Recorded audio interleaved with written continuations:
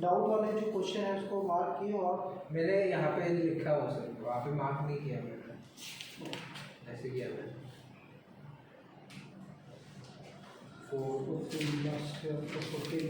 14 तक ही है। हाँ नहीं, इसके आगे भी है, 30 तक है। 30। फोर्थ क्वेश्चन देखिए क्या बोल रहा है। In 16 minutes the minute hand gains over the hour hand by 16 minute में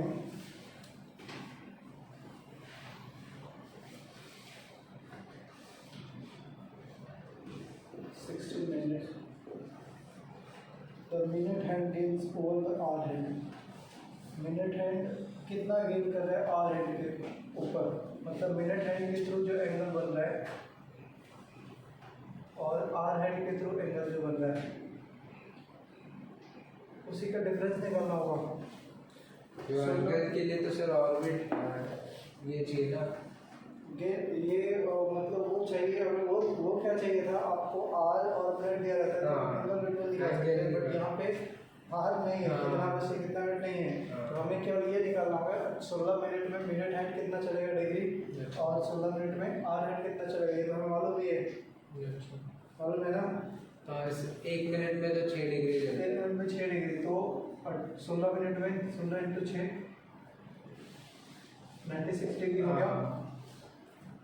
और आर है आपको बताया था 1 मिनट में आधा चलता है, तो 16 मिनट में 8 चलेगा, डिफरेंस कर दो 88 डिग्री का आंसर हो गया। 1 घंटे में 12, 1 घंटे में 12 घंटे में 30 डिग्री, 12 घंटे में 360, 1 घंटे में 30 डिग्री। हाँ 1 घंटे में 30, तो 1 मिनट में आधा मिनट, 16 मिनट में 1 मिनट में आधा डिग्री, हाफ डिग्री, 16 मिनट में 8 डिग्री। हाँ करेक्ट। हाँ 96 माइनस 8 करेंगे तो 88 डिग्री से लीड करेगा। अच्छा, ये ऐसा करना। हाँ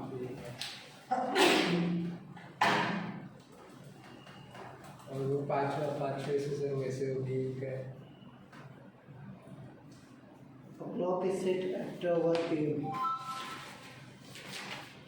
clock is set at 1 PM और से 5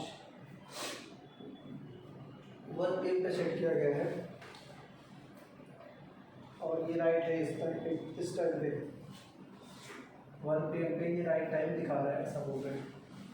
if it gains 1 minute in an hour, मतलब ये 1 घंटे में कितना गेन कर रहा है, 1 मिनट गेन कर रहा है, ये दिया हुआ है।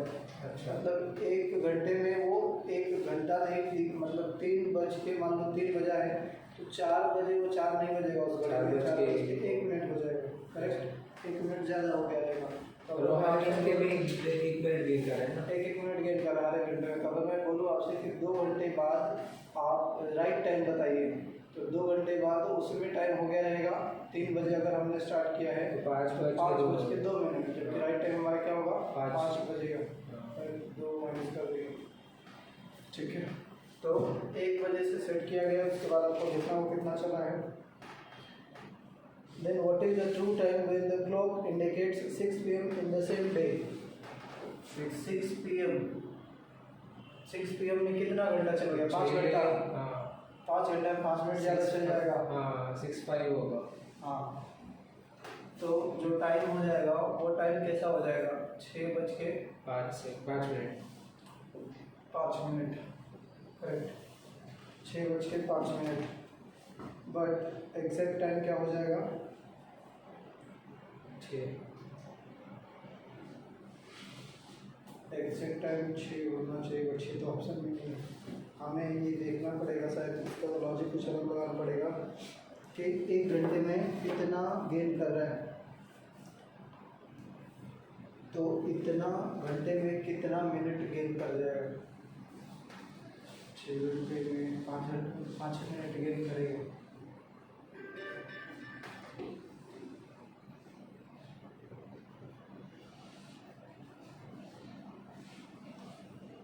एक बजे राइट टाइम है और हमें बताना है 6 बजे ना, तो राइट टाइम क्या होगा, 55 क्या लिखा है? अच्छा मिनट पास्ट 5, 5:55 कितना second, 5 minute 6:05, 6:05 right right time क्या लिखा है? What is the true time when the clock indicates 6 PM in the same day? अच्छा हाँ, ये बोल रहा है ना कि नेक्स्ट डे 6 बजे ट्रू टाइम क्या होगा? 6 बजे वही दिन बोल रहे हैं ना। सॉरी उसी दिन 6 बजे, हाँ। ऐसा नहीं कि 5 घंटे बाद, हाँ। 6 बज रहा है उसमें, तो हमें ये बताना है कि ट्रू टाइम क्या है। तो जो ट्रू टाइम होगा वो तो 6 बजे से 5 मिनट कम रहना चाहिए। अच्छा हाँ, तो 5:55। एक्चुअल में यहाँ पे जो 6 बजाने का मोटिव दिख रहा है, तो ये जो 6 बज रहा है वो गेन ऐड होकर के 6 बज रहा है, ऐसा कहने का इसका मतलब है। हाँ। जो गेन है ना वो इंक्लूडेड है इसमें। तो हम ये बोल सकते हैं कि ओवरऑल 5 घंटे में कितना गेन किया है वो निकालना पड़ेगा। सर 5 घंटा पूरा नहीं हुआ ना, 6:05 को 5 घंटा पूरा हुआ ना, तो 4 ही घंटा पूरा हुआ है ना, 1 से 6 बजे तक। 1 से 6 बजे तक 5 घंटा पूरा हो गया ना। पर सर आप बोले कि गेन एडेड है ना इसमें। हाँ। तो गेन ऐड होगा, गेन एडेड है तो फिर 5 घंटा तब पूरा होगा जब वो 6:05 बजेगा। समझे मैं क्या बोल रहा हूँ?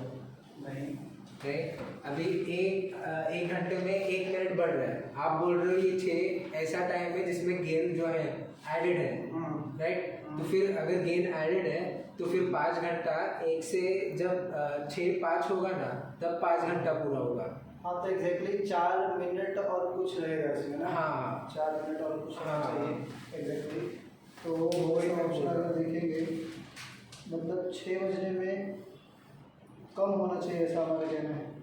5 मिनट तक जल्दी नहीं होगा, ये वाला हो जाएगा 55 and 5 by 61 minutes past 5। यही है 5:55 and 5:61, क्योंकि यही है लगभग इसके बराबर।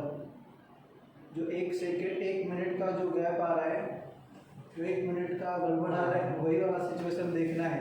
तो एक्जैक्टली हम ये नहीं बोल सकते कि 5 मिनट पास्ट 6 का मतलब 6:05, ये तो होगा नहीं। 6 बजे ही हमें राइट टाइम बताना है। तो ये वाला 5 मिनट टू 6, 6 बजने में 5 मिनट बाकी है, ये भी नहीं बोल सकते। करेक्ट। ये 59 इतना तो होगा नहीं, पास्ट 5:59 इतना भी नहीं होगा, लगभग 4 मिनट के आसपास, 4 मिनट थोड़ा सा ज़्यादा कम होना चाहिए। तो ये वाला आंसर कर रहा है 55 and 5 by 61 minutes past 5, 5:55 and 5 by 61 minutes। ये ए हो जाएगा।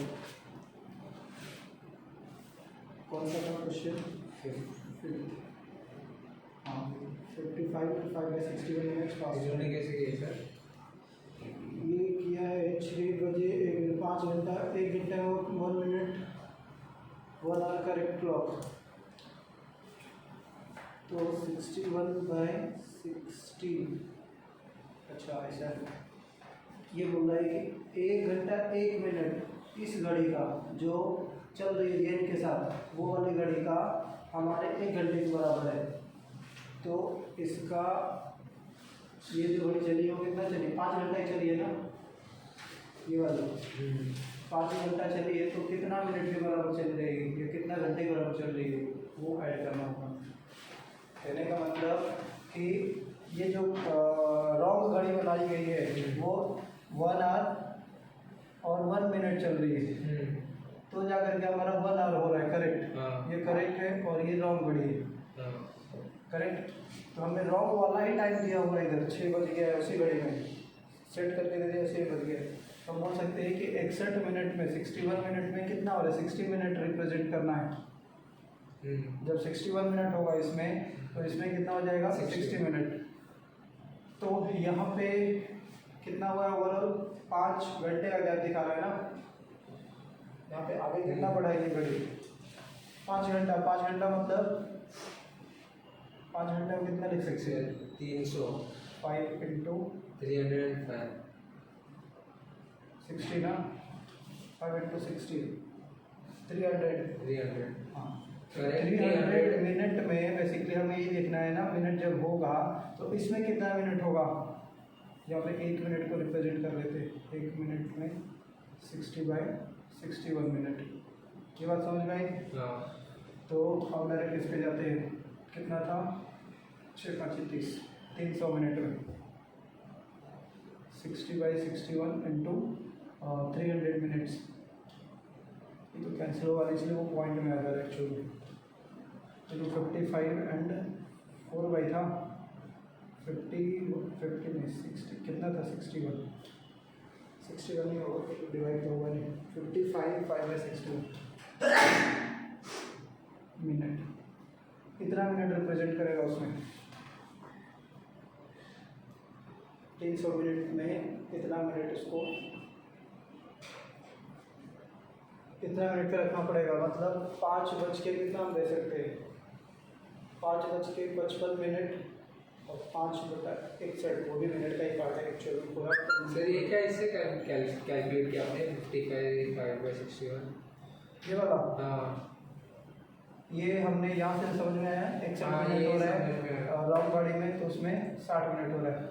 तो इसका मतलब 1 मिनट में 60/61 मिनट, करेक्ट। तो 300 मिनट में हमें कितना चलेगा ये, इसको देखिए यहाँ पे आएगा 5 या 4 कुछ का, इसको चेक करके देखिए, डिवाइड करके देखिए। ये रिमाइंडर एक्चुअल में है 5, ये आएगा 5+ है, तो 5 घंटा प्लस 55 एंड 5/61 मिनट्स ऐसा। तभी तो 1 में 5 ऐड करोगे, 1 में 5 नहीं, 1 में 4 ना, तब 5 बजेगा। इसको डिवाइड करके देखिए कितना है, 4 पॉइंट समथिंग आएगा आपको।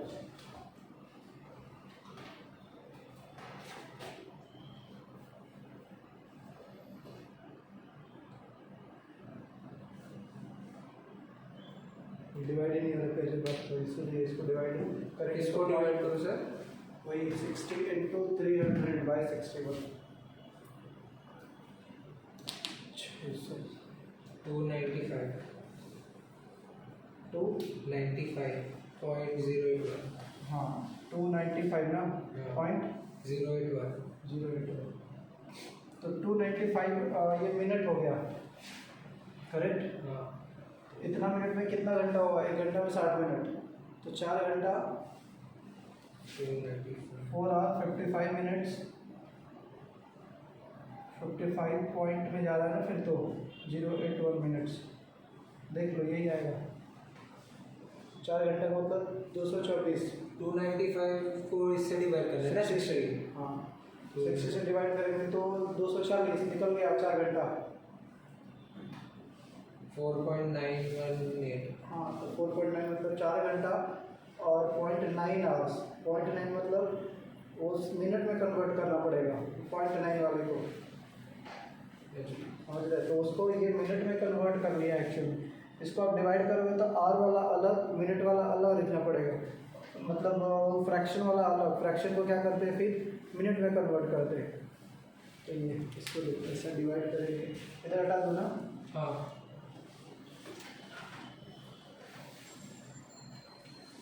वो वैसे तो इसको अनुमान पे हम देख ले रहे हैं कितना लग रहा है, बट इसको एग्जैक्ट सॉल्व करना है तो आपको ऐसे जाना होगा। हमारा क्या आएगा 60/61 इंटू 300, करेक्ट। इसको मल्टीप्लाई करोगे तो ये आ जाएगा 18,000 डिवाइडेड बाई 61। इसको डिवाइड करेंगे 61 से तो कितना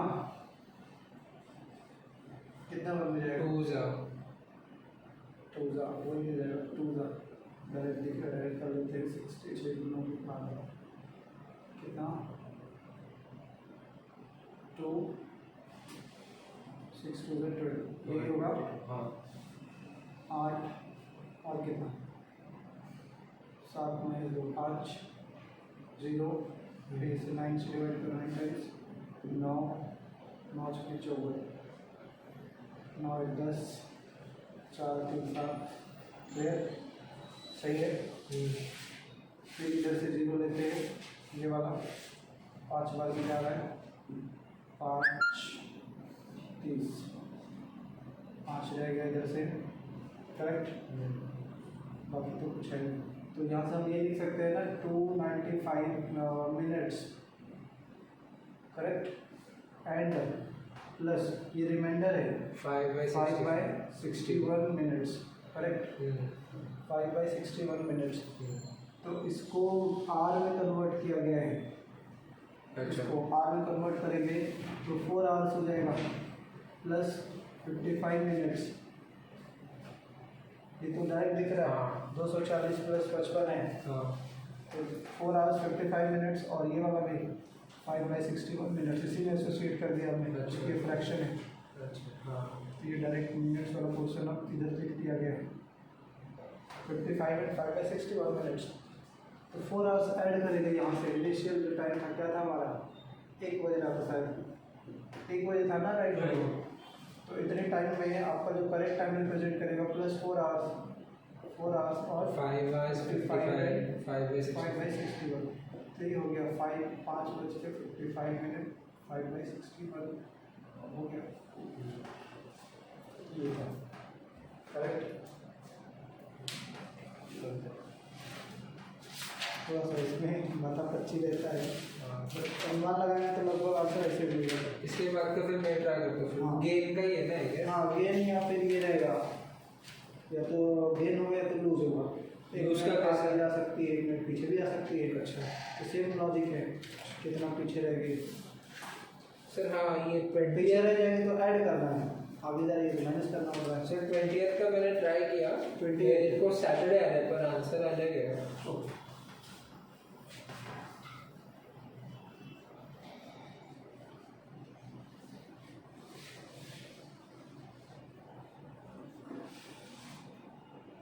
28 ना, 20 हाँ 20। The calendar for the year 2005 is the same as for the year 2005 का कौन सा ईयर? 20th नहीं सर, 21 है शायद से। 21 वो किया 21 है। if 9/12/2001 ये वाला हाँ 2001 है Sunday. is happen to be Sunday, then इस संडे दिया हुआ है, तो बैकवर्ड जा रहे 9/12/71 9/12/71 को चाहिए। 1971 है ना? हाँ, would have been कौन सा दिन होगा? तो इधर से हमें फॉरवर्ड जाना होगा, कैसे जाना होगा? Backward, इसमें हाँ। एक्स मान लेते हैं। द डिफरेंस लेना है ना इन दोनों ईयर्स में, साल की डेट्स तो सेम ही है। हाँ, यहाँ से यहाँ जाना है, संडे पाना चाहिए। तो डेट 30 साल का डिफरेंस है ना? 71 से 1 30 साल। हाँ, उसमें से 1 साल। हाँ उस 30 साल में हमें देखना होगा कितना ये है, लीप ईयर है। हाँ, तो 1971 से 8 लीप ईयर होता है। 30 को डिवाइड कर दो चाहिए तो 4 से 7 ही आएगा। 7, हाँ 7 है, बट उसमें से 1 लीप ईयर नहीं रहेगा सर, क्योंकि 2000 तो लीप ईयर नहीं रहेगा। हाँ, नहीं, तो फिर 2000 तो है ना, ऐसे सर 2000 को 400 से डिवाइड करना है। 2000 भी लीप ईयर है। बिल्कुल होना तो चाहिए, जहाँ तक लग रहा है 400 से डिवाइड करना है, वो तो है 4 5 20। अच्छा, तो इसमें कोई इशू नहीं है। हाँ फिर 7 है। अब फिर मैं इस 2 दिन का दिन ये आएगा 35 36 37 मतलब 2 कम 2 पीछे जाएगा। 2 दिन Friday आगे है। जा रहे हैं तो संडे आ रहा है, 2 दिन पीछे जाना पड़ेगा संडे से फ्राइडे। यही आंसर है ना? फ्राइडे में मैंने 2000 को लीप ईयर नहीं कंसिडर किया था। इसलिए वो 200 होता तब ये भी नहीं होता। हाँ 2000 और सर वो 1947 का फिर से वो 22 वाला मेरे को 22 वाला 15 अगस्त 1940 फ्राइडे होगा। हाँ। ये अंतर लो, हाँ एक है 15 अगस्त 1947।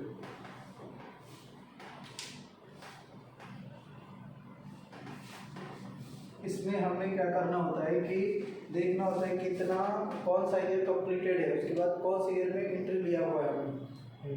तो हमारा जो ईयर है वो कंप्लीटेड है 1946 तक कंप्लीटेड है, प्लस एंट्री लिया है हमने 1 जनवरी से लेकर के 15 अगस्त तक। अच्छा, इस ईयर में तो ये वाला ईयर लीप ईयर नहीं, केवल इसका ध्यान देना है, बाकी इसको ऐड करते जाइए। तो जनवरी से फरवरी, जनवरी का कितना हो जाएगा? 31। हाँ 3। फरवरी का 0, मार्च 3, 3, अप्रैल अप्रैल के बाद मई, मई का 3, जून का जून 2, 2, जुलाई जुलाई 3 और अगस्त में 15 तक किया। हाँ। और इसमें हमने बताया कि सेंचुरी में कन्वर्ट कर दिए 1900 प्लस 46।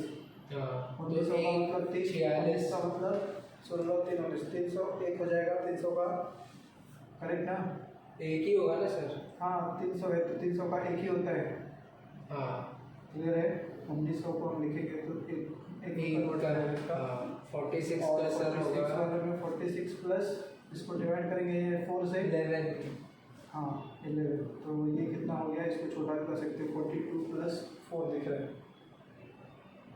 हाँ 7 से डिवाइड, सबको 7 से ही करना है, पहुंचना है लास्ट में 7 से डिवाइड करके छोटा कर सकते हो। 7 से कितना होगा 42 ना, 4 और 4 8 बजेगा। 4 प्लस 11 15 हो गया, 15 मतलब 1 इधर भी, ये सब हाँ। कैंसिल हो गए तो 1 1 2 हो गया।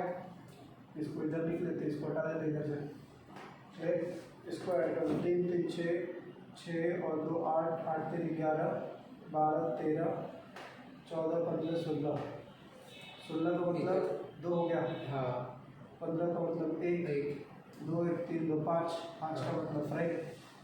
हाँ। और सर 18 वाला एक था, 18 का मैं The first Republic Day of India was celebrated on 26 January. It was कौन सा दिन था? थर्सडे था वो, 26 जनवरी 1950। तो इसमें हमारा कौन सा ईयर कंप्लीटेड है बताइए? ईयर 1949 का मेरा। हाँ करेक्ट। और हमें जाना है इसमें केवल 26 जनवरी तक, तो हाँ। 26 इधर से ऐड कर देंगे। हाँ। और इसमें 1900 इसमें एक प्लस 49 प्लस 12 हाँ करेक्ट। तो यहाँ से एक आ गया, यहाँ से 0 हो गया 7 के टेबल से, यहाँ से 5 आएगा सर।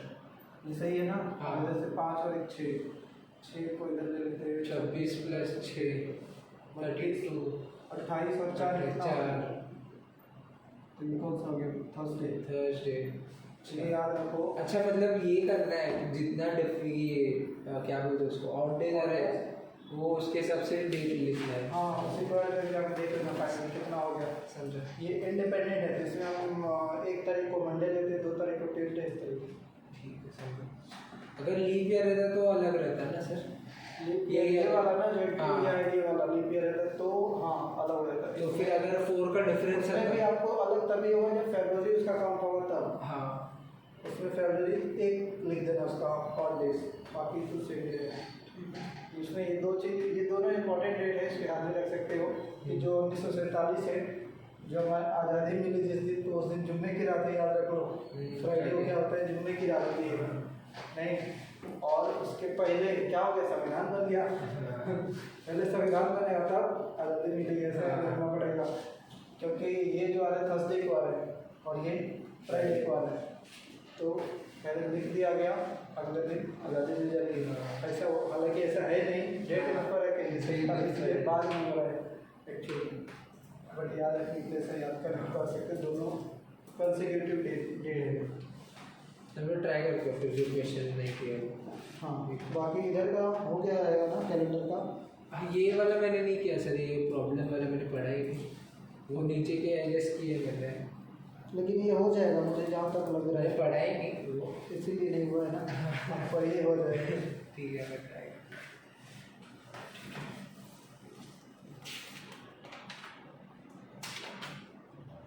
चलिए नेक्स्ट है लॉजिकल ब्रेन डायग्राम।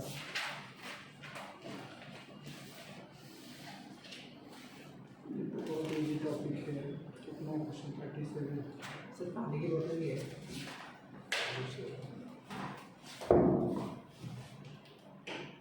ले लेना चाहिए, तो इधर है बहुत सारा बोतल रखा हुआ है, 2 ले लेना, एक मुझे भी चाहिए। हाँ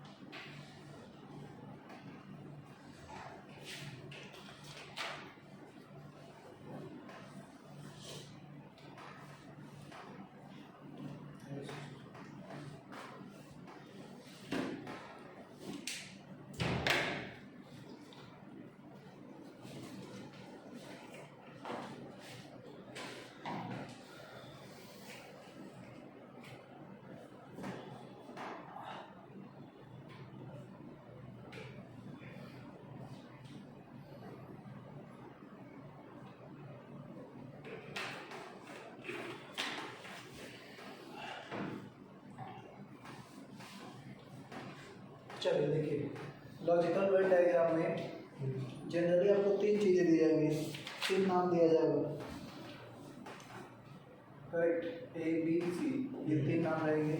इन तीनों नाम में आपको रिलेशन ढूंढना होगा अपने लॉजिक से कि ये वाला इससे कैसे रिलेटेड है, ये वाला इससे कैसे रिलेटेड है और ये इससे कैसे रिलेटेड है। तो 3 तरीके का रिलेशन हो गया। अब ए से सी हो सकता है कि ऑल ए आर अंडर सी हो सकता है, या फिर सम ए आर सी हो सकता है। उस तरीके से बी सी में रिलेशन क्या है तो हमें सर्च करना पड़ेगा, ठीक है। अगर सब में ऑल है तो इस तरीके का रिलेशन बनेगा, सब में ऑल है, ए और सी के साथ ऑल का रिलेशन है, बी सी के साथ ऑल का रिलेशन है, ए बी के साथ ऑल का रिलेशन है, इस तरीके से बनेगा। अगर सब में नो का रिलेशन है तो सब लोग अलग अलग लिखेंगे, और अगर तीनों में कॉमन है तो तीनों में सम का रिलेशन है तो इस तरीके का ए बी के साथ सम है, बी सी के साथ सी सम है और ए सी के साथ सम है। तो अगर ए बी के साथ सम है और बी सी के साथ सम है तब ये बनेगा। ए सी के साथ सम नहीं है, यहाँ पे ए का बी से कनेक्शन है, बी का सी से, तो बी बीच में, जो कॉमन आएगा एलिमेंट वो बीच में रहेगा। तो ये चीज़ ही हमें देखना है इन क्वेश्चंस में। जैसे पहला क्वेश्चन,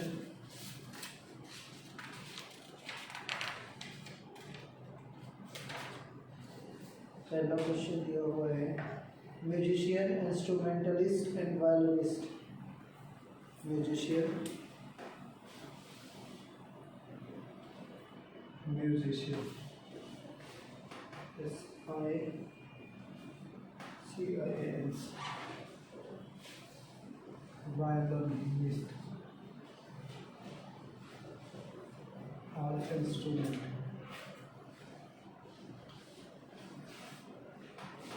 इंस्ट्रूमेंटलिस्ट। क्या रिलेशन दिखाई दे रहा है?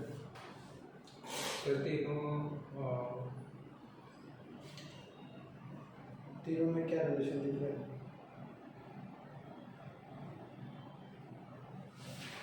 म्यूजिशियन, वायलिनिस्ट, इंस्ट्रूमेंट्स से सारे, मतलब सिंगिंग का एक पार्ट है वो सॉन्ग का। इंस्ट्रूमेंटलिस्ट किसको बोलते हैं? जो इंस्ट्रूमेंट्स बजाते हैं। इंस्ट्रूमेंट कौन सा होता है? वायलिन होता है, फिर गिटार होता है। तो उस बेस पे कौन सा आंसर चूज करोगे आप? देखो, पहला, दूसरा, तीसरा, चौथा।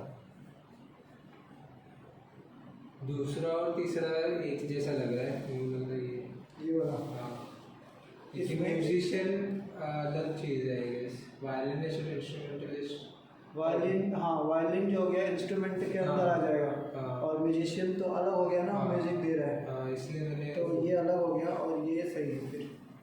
लेकिन म्यूजिशियन जो है वो वायलिनिस्ट तो हो ही सकता है ना, तो फिर तो ये गलत हो जाएगा। इंस्ट्रूमेंटलिस्ट भी म्यूजिशियन हो सकता है होने के लिए, तो उस हिसाब से, लेकिन ऑप्शन नहीं रेस किए गए ना, इसके जो ऑप्शन है वैसा दिया ही नहीं, उस हिसाब से ये वाला परफेक्ट होना चाहिए। इसमें कुछ तो मिल रहा है सम, लेकिन फिर ऑल नहीं आ पा रहा है इसमें, कुछ न कुछ तीन में गड़बड़ी गई। ये तो ले नहीं सकते, इंस्ट्रूमेंटलिस्ट के अंदर केवल वायलिनिस्ट बोल सकते हैं। म्यूजिशियन में तीनों आ सकते, दोनों आ सकते हैं, आई गेस। म्यूजिशियन तीनों होते हैं? नहीं, म्यूजिशियन, हाँ म्यूजिशियन। लेकिन अगर तीनों को लेंगे भी, मान लिया विवाद, तो फिर ये वायलिनिस्ट इंस्ट्रूमेंटलिस्ट के अंदर और म्यूजिशियन सबसे ऊपर, और उसके अंदर वायलिनिस्ट को लिया और उसके ऊपर इंस्ट्रूमेंटलिस्ट। सारे सही लग रहे हैं। हाँ, ये मुझे क्लासिफिकेशन इसका याद नहीं आ रहा है, कौन म्यूजिशियन होता है, म्यूजिशियन किसको बोलते हैं इसका मुझे याद नहीं आ रहा है। गाना कंपोज करता है उसका। हाँ सही दिए, पहले ही दिया। म्यूजिशियन सबसे अंदर है, वायलिनिस्ट बीच में आएगा, वो तो दिख ही रहा था कि इंस्ट्रूमेंट और वायलिनिस्ट के बीच में ऑल दिख रहा है रिलेशन। ठीक है, ये नाम भी क्लियर होना चाहिए क्या है, किसका रोल है। Table, chair, furniture. Table, chair, furniture.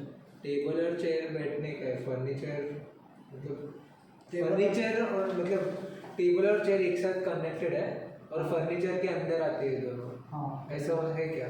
हाँ बिल्कुल। तो फर्नीचर के अंदर, ये फर्नीचर हो गया, इसके अंदर टेबल आएगा और चेयर आएगा। हाँ। क्योंकि टेबल चेयर एक दूसरे के साथ सब कंडीशन नहीं बनाते, तो डी ऑप्शन होगा। फिर जज, थीफ, क्रिमिनल। जज, थीफ, क्रिमिनल। हाँ अभी इसमें जज तो अलग है, थीफ और क्रिमिनल एक जैसे है। क्या जज, क्रिमिनल के अंदर आएगा थीफ? हाँ बिल्कुल आएगा। क्रिमिनल ऑफेंस ही होता है थीफ, चोरी करना। और जज अलग ही है ना। और जज अलग है। जज ये थीफ नहीं हो सकता, हाँ। क्रिमिनल नहीं हो सकता। तो इसके लिए अगर हम बोले ये वाला आएगा, क्रिमिनल, थीफ, जज, हाँ। ये हो जाएगा। और ब्रिंजल, मीट, वेजिटेबल।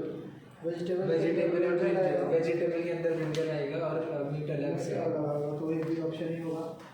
फिर factory, machinery, product. Factory, machinery और प्रोडक्ट, ये तो तीनों एक ही जगह कनेक्टेड है। प्रोडक्ट जो बनता है वो फैक्ट्री में मशीन है और मशीन से प्रोडक्ट बनता है। हाँ, तो सबसे ऊपर किसका, छोड़ो किसको ऊपर रखना है, लेकिन ये तो दिख ही रहेगी, इसमें दूसरे से लिंक ही है। C1 फैक्ट्री, मशीनरी उसके अंदर रहेगा और प्रोडक्ट। फैक्ट्री में मशीन है, मशीन से प्रोडक्ट बनता है। फैक्ट्री और मशीनरी रिलेटेड है, मशीनरी और प्रोडक्ट रिलेटेड है। इसका तो आपसे यही होना चाहिए। कौन सा ये 6 का डी हो रहा है। मशीनरी और प्रोडक्ट अलग है और फैक्ट्री के अंदर है, बट ये machinery product are entries different, entirely different. ठीक है, प्रोडक्ट मतलब जो बन गया है। अगर ऐसे देखना चाहिए तो डिफरेंट है, बट रिलेशन उनमें देखा जाए तो उससे मतलब कुछ तो रिलेशन है ना। वो बनने का मशीनरी relation से आ रहा है। प्रोडक्ट बनता है। हाँ, बट वो पार्ट को हमें इंडिकेट करना होता है एक्चुअल में। मशीनरी पार्ट हो गया, प्रोडक्ट भी पार्ट हो गया, फाइनल प्रोडक्ट निकल रहा है, तो प्रोडक्ट भी एक पार्ट हो गया, मशीनरी भी एक पार्ट हो गया, और फैक्ट्री के अंदर ही ये चीज़ें। तो ये फैक्ट्री क्यों? फैक्ट्री भी अलग पार्ट हो गया सर? नहीं, फैक्ट्री के अंदर ही ये सब चीज़ें बनती है। मशीनरी भी रहता है, प्रोडक्ट भी रहता है फैक्ट्री में ही। अच्छा, कोई भी प्रोडक्ट किसी न किसी फैक्ट्री में ही बनता है। लॉजिकल वैसे तो फिर ये भी है ना, मशीनरी में ही तो प्रोडक्ट बनता है। मशीनरी में बनता है, लेकिन वो प्रोडक्ट का क्लासिफिकेशन अलग हो गया ना। ये प्रोडक्ट है, ये मशीनरी है, हाँ। और वो फैक्ट्री है, इसी क्लास। अभी फैक्ट्री को मशीनरी और प्रोडक्ट को कैसे फैक्ट्री में डाल दिया क्योंकि वो फैक्ट्री में बन रहा है। हाँ, वो दोनों है। हाँ, तो मशीन प्रोडक्ट भी तो मशीन में ही बन रहा है ना पहले, इसे थोड़ा ना प्रोडक्ट डायरेक्ट आ रहा है। ये बनने की बात है ना, लेकिन आप बड़ा फैक्ट्री रखे हो, हाँ। ठीक है, आपकी फैक्ट्री है। मशीनरी इसमें रखा हुआ एक पार्ट है और प्रोडक्ट भी रखा हुआ एक पार्ट है। अच्छा, प्रोडक्ट के अंदर रॉ मटेरियल एक प्रोडक्ट ही है। सर इसके तो बहुत लॉजिक्स हो सकते हैं बनने के। हाँ, बट लॉजिकल वर्ड ही आपको सर्च करना है। लॉजिकल तो यही होना चाहिए था कि जो प्रोडक्ट हो रहा है, प्रोडक्ट मशीनरी नहीं हो सकता है। मशीनरी का काम है प्रोड्यूस करना, बनाना, उसमें हेल्प करना। प्रोडक्ट का मतलब फाइनल जो बन गया वो हो गया। इसलिए ये प्रोडक्ट अलग हो रहा है और मशीनरी का जो लॉजिक लिख रहा है वो अलग है, और ये आपका फैक्ट्री हो गया। ये सिंपल सही है। कहीं कहीं हमारा लॉजिक गलत हो सकता है, लेकिन वो आप मैच करेंगे तो चेंज हो जाएगा लॉजिक। कभी कभी ऐसा होगा। मुझे ऐसा लग रहा है क्यों दे रहा हूँ मैं मैसेज क्यों कर रहा हूँ मैं पढ़ाई से अच्छा जॉब करके कुछ तो कर लेता। अभी तो जॉब ही करोगे ना। हाँ, बट लगे फालतू ऐसा सिलेबस दिया गया है, आपको यही करना पड़ेगा, ये सब चीज़ें समझ के। बट ये सब कुछ यूज भी नहीं होगा। नहीं, इसमें से तो क्या ही यूज होगा। इसमें से अगर देखें जनरल लाइफ में तो कोई 90% चीज़ें तो यूज होने ही नहीं वाली। हाँ, तो ये पोर्शन जो है वो एनालिटिकल पोर्शन, क्रिटिकल जिसको बोलते हैं, रीजनिंग, वो थोड़ा होने वाला है, बाकी नहीं। ठीक है, बाकी का देखिए। बाकी तो मुझे लग रहा है ऐसे ही सब है। ऊपर से सर इंटरव्यू में तो अलग ही चीज़ होता है। उधर का तो हो गया सर, ये हो गया ऑनेस्ट, इंटेलिजेंस, एप्टीट्यूड। अच्छा वो भी हाँ, ऑनेस्टी, इंटेलिजेंस और एप्टीट्यूड। एप्टीट्यूड तो वो होता है जो हमारा परफॉर्मेंस होता है। ऑनेस्टी और इंटेलिजेंस ये इसको क्या बोलते हैं, वर्च्यूज। तीनों अलग ही लग रहे हैं तो ऑनेस्टी वर्च्यू है। ऑनेस्टी अलग हो गया टर्म्स और इंटेलिजेंस अलग हो गया। इसका कुछ 7th ना, हाँ सी ये क्या बोल रहा है, एप्टीट्यूड इंटायरली डिफरेंट है। Eighth का the given figure, the triangle represents girl, the square represents sports person and the circle represents coaches. The position in the figure which represents girl who are sports person but not coaches is क्या है? Triangle girls को represent कर रहा है, square sports person और circle coaches. Representing girls who are sports person but not coaches. Sports person है but not coaches. D 8 का D है डी।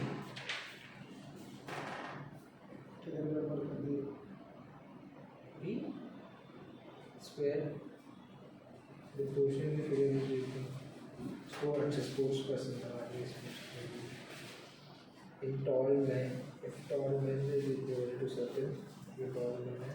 पेंसिल चाहिए, पेंसिल चाहिए। पेन इसमें एक आपको पेन से इसमें पेंसिल से करता हूँ। मुझे लग रहा है ये हो जाएगा आपसे। हाँ इसमें कुछ इशू नहीं है, ये पूरा वैसे ही है सर, सब वही है और कुछ नहीं ना। तो फिर नेक्स्ट चैप्टर रखते तो हैं, आप कर लेना। हाँ कुछ बताना। नेक्स्ट चैप्टर रखते हैं। चलो सर इसमें भी टाइम लगेगा सिलेबस, ये भी खत्म ही लग रहा है। खत्म कर दो सर जल्दी, क्वेश्चन खत्म कर लें। इसमें देखना पड़ेगा, अगर ये वाला पॉसिबिलिटी रहेगा तो शायद थोड़ा टाइम लग सकता है, अदरवाइज नहीं होगा तो फिर खत्म काम नहीं होता।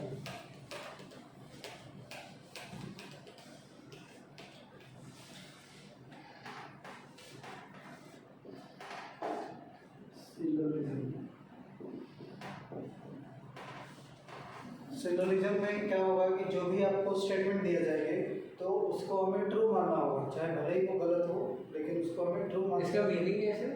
इसको बोलते हैं हिंदी में न्याय निगमन, मतलब आपको निष्कर्ष निकालिए। निष्कर्ष निकालिए, बेसिकली यही है, कंक्लूजन निकालना है। जो आपको बोल दिया गया उसी के बेसिस पे आपको जस्टिस देना है। हिंदी में होता है न्याय निगमन, मतलब उसको न्याय देना है, जस्टिस करना है। जो स्टेटमेंट बोल दिया उसी के फेवर में आपको बताना है क्या सही बोला जा रहा है ऐसा। जैसे अगर मैंने बोल दिया कि all boys are girls,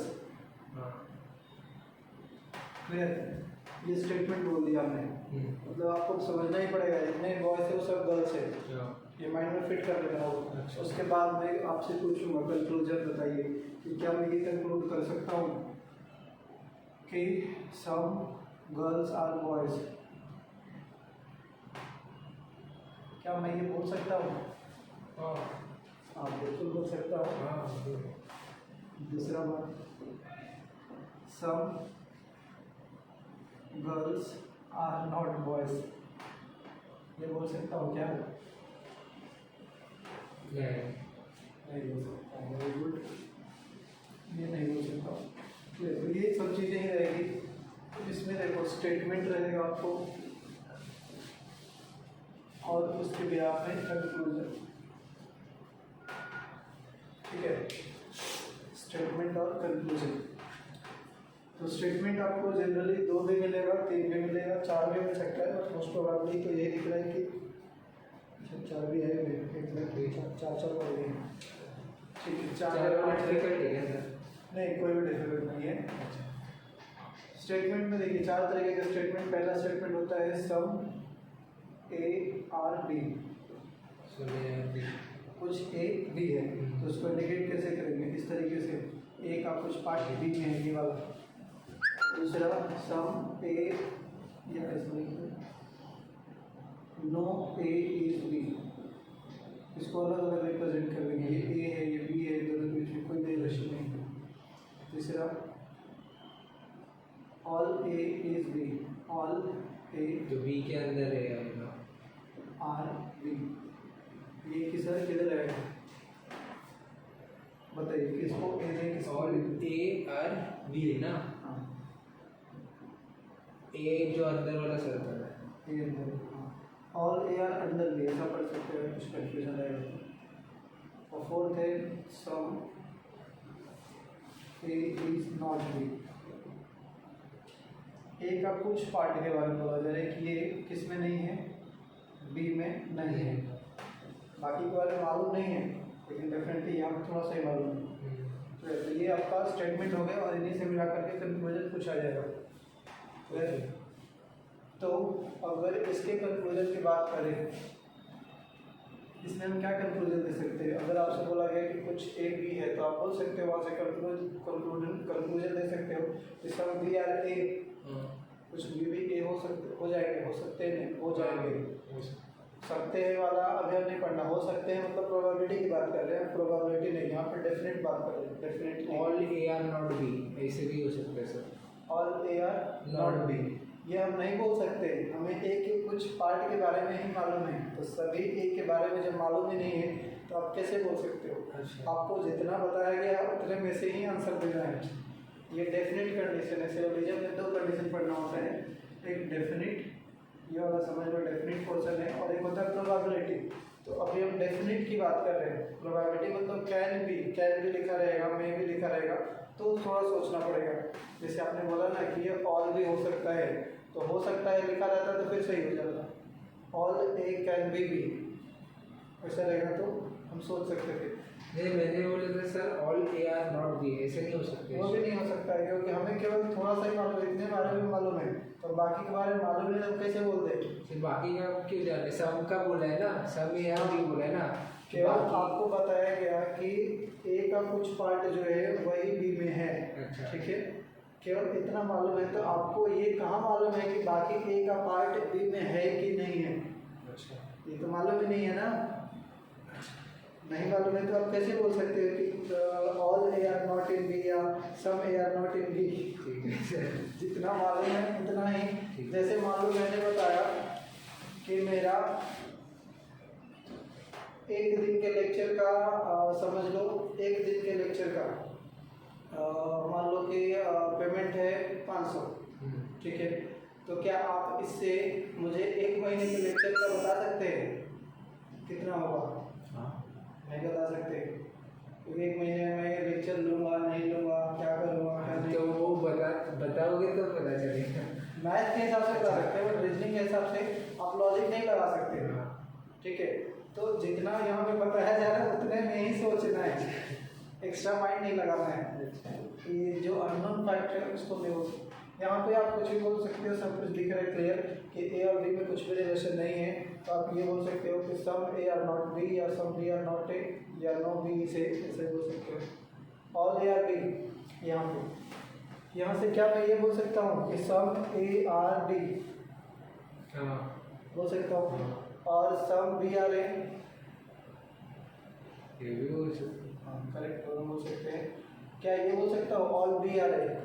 all B are A, हाँ correct. Some A is not B में क्या मैं ये बोल सकता हूँ कि some A is in B? नहीं, some B is not in A, ये भी नहीं बोल सकते। नहीं बोल सकते। हाँ करेक्ट, वेरी गुड, इतना समझ में आया, समझ आ गया लगभग। मेरे ज़्यादा दिमाग में इसी में आपका थोड़ा सा कंफ्यूजन हुआ। कंफ्यूजन नहीं सर, ज़्यादा दिमाग में। ये लिखना नहीं है ना? नहीं।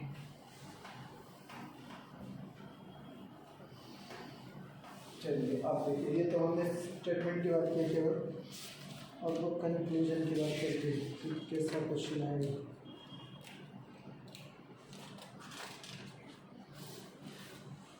ये सब कैसे हैं स्टेटमेंट, एक दो स्टेटमेंट है, दो कंक्लूजन है।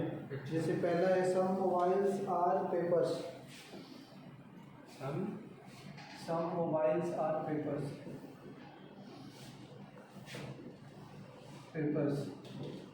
और सेकेंड है no mobile is a laptop, no mobile is a laptop. ठीक है, तो इसको ड्रॉ करिए। सम मोबाइल इज पेपर्स, ये मोबाइल हो गया और ये पेपर हो गया। No mobile is laptop, mobile कोई भी लैपटॉप नहीं है, तो लैपटॉप किधर हो गया, इधर अलग, हाँ लैपटॉप हो गया इधर। हाँ। अब इनसे रिलेटेड कंक्लूजन बोल रहा है पहला कि no laptop is a paper, ये बोल ही नहीं सकते, no laptop is a paper, ये नहीं बोल सकते सर, क्योंकि दिया ही नहीं है कुछ ऐसा। लैपटॉप और पेपर के बारे में हमें मालूम नहीं है, करेक्ट। हमें जब मालूम नहीं तो कैसे बोले, कुछ भी नहीं बोल सकते यहाँ से, तो ये गलत हो गया। दूसरा, some paper are definitely not mobile, some paper are not mobile, simple sum, some paper are not ये भी नहीं बोल mobile। सकते सर। पेपर मोबाइल हमें तो मालूम है कि कुछ तो है यहाँ पे, हाँ। नहीं के बारे में तो बोल ही नहीं सकते। हाँ। एक बात ये भी है कि अगर स्टेटमेंट पॉजिटिव है हाँ तो उनसे रिलेटेड कंक्लूजन भी पॉजिटिव ही होगा। अच्छा। मतलब दो स्टेटमेंट अगर पॉजिटिव है, इसके लिए छोटा सा शॉर्टकट चाहिए तो यूज़ कर सकते हैं सब। स्टेटमेंट फर्स्ट, स्टेटमेंट टू, ये दो स्टेटमेंट पे काम करता है। अगर दो स्टेटमेंट को मर्ज करके हम कंक्लूजन निकाल रहे हैं, जैसा कि इस तरीके का, पहला अगर पॉजिटिव है दूसरा भी पॉजिटिव, पॉजिटिव मतलब समझ रहे हो, अफर्मेटिव सेंटेंस। हाँ, वहाँ पे नेगेटिव वर्ड्स नॉट, हाँ, ये नॉट सारे नहीं लगा है तो words उसको अफर्मेटिव बोलेंगे, जिसमें नॉट लगा है उसको नेगेटिव बोलेंगे। दोनों पॉजिटिव है तो उसका कंक्लूजन कैसा आएगा, पॉजिटिव आएगा। दोनों नेगेटिव है तो सिंपल सा नेगेटिव आएगा। एक प्लस एक माइनस है तो नेगेटिव आएगा, करेक्ट। इतना सही हमें सोचना होगा। इसके बेसिस पे भी बहुत सारे को क्लियर कर सकते हो। हमें दिख रहा था दोनों, यहाँ पे हालांकि दिख रहा था एक नेगेटिव और एक पॉजिटिव, तो इसका जो कंक्लूजन होना चाहिए वो नेगेटिव में से ही करेक्ट होना चाहिए था। अब ऐसा नहीं बोल सकते कुछ भी नेगेटिव बोल देंगे तो सही हो जाएगा। मैंने बोला नेगेटिव में से करेक्ट हो सकता है, जो फॉलो करेगा तब। ये लोग फॉलो ही नहीं कर रहे थे तो कहाँ सही हो गए। और ये भी नेगेटिव हालांकि बोला, ये भी मतलब हमारे पास जो इन्फॉर्मेशन उसके अलावा अगर कुछ भी पूछा वो कंक्लूजन हमें पता ही नहीं, वो रॉन्ग है। हाँ बिल्कुल ऐसे। ठीक है। तो इसका आंसर क्या रहेगा सर? इसका आंसर हो जाएगा दोनों में से कोई फॉलो नहीं कर रहा है। If neither one nor two follow, C option, C option में, सी नहीं, ऑप्शन नंबर डी, क्या? दोनों में से कोई फॉलो नहीं कर रहा है, समझे। चलिए सेकंड वाला चेक करिए। तो सर इसका एक फोटो ले लेता हूँ।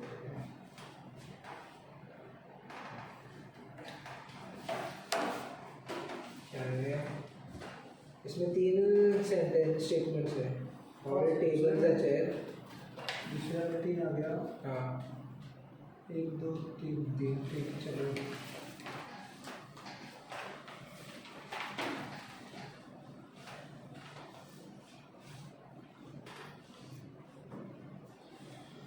All table are chairs, तो ये टेबल और ये chair. All chairs are bed, all chairs are bed, उसके अंदर ये आएगा bed, no bed is sofa।